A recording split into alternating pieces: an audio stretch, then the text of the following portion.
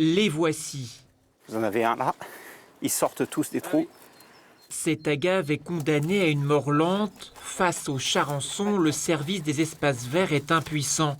Il faut parfois de longues semaines avant de découvrir le mal, car les nuisibles rongent la plante de l'intérieur. Là, quelque part, il n'y a que la partie haute qui va pourrir, qui est attaquée, mais ça va descendre, il va se multiplier, il va descendre jusqu'à... Enfin, les larves vont manger jusqu'au bout, ils vont tout manger l'intérieur de l'agave. C'est avec le printemps la menace par excellence pour toute une ville, y compris ici dans cet écrin, le jardin serre de la Madone, qui donne quelques sueurs froides à Franck Roturier, mais il existe des parades, exemple avec ses nichoirs. On a installé des nids à mésanges comme celui-là.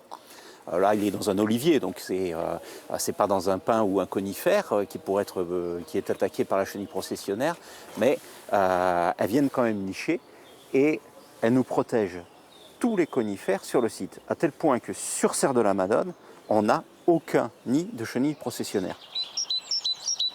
Car les mésanges se délectent de l'insecte. Autre victime d'insectes, le buis, un végétal particulièrement concerné par l'attaque de la pyrale.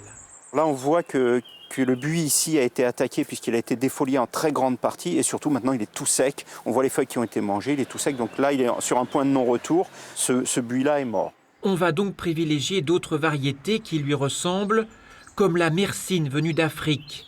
À Menton, la priorité est de traiter de manière naturelle. Cela semble fonctionner, mais c'est une attention de tous les instants.